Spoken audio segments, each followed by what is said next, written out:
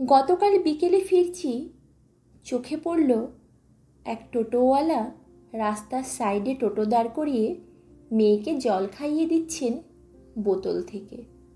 তারপর তার মাথার দুদিকের ঝুঁটির গোলাপি রিবন ঠিক করে দিলেন। বছর 6 মেয়েটা টোটোয় লাগানো আয়নায় একবার নিজের মুখটা দেখে নিল।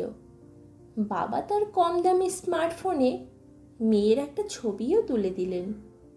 মেয়েটা তারপরেই বলল, বাবা একটা আইসক্রিম আর 2টো চকলেট নেব কিন্তু।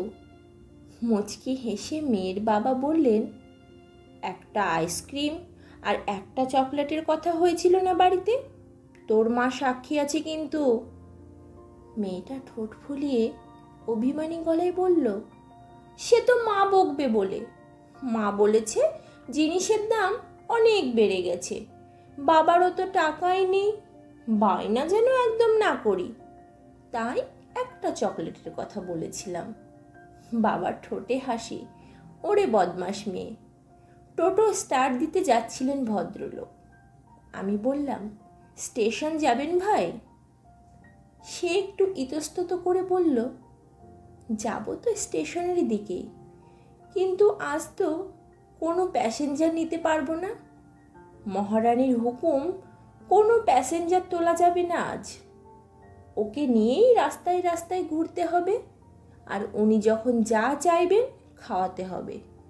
এই শর্তেই বাড়ি থেকে বেরিয়েছি আজ। কিরে, এই দিদিমণিকে একটু স্টেশনে পৌঁছে দেব? মেয়ে ছুটি নাড়িয়ে ঘাড় দুলিয়ে বলল, না না, একেবারেই নয়, কাউকে চাপানো যাবে না আজ, আমি একাই ঘুরব। ভদ্রলোক হেসে বললেন, 20টা টাকা লোকসান হয়ে গেল দিদিমণি, কিন্তু কি করব, মহারানীর চোখে জল এলে আরও লোকসান। ওদের টোটোটা চলে গেল। আমি দাঁড়িয়ে দেখলাম বাবার রাজকন্যার মুখে এক মুখ হাসি।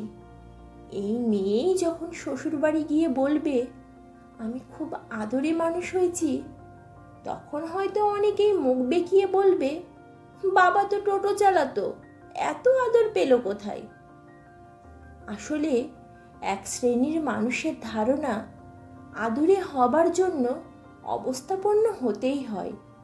সামান্য আয়োজনেও যে কেউ আদরে হতে পারে, এটা বোধহয় জানা নেই।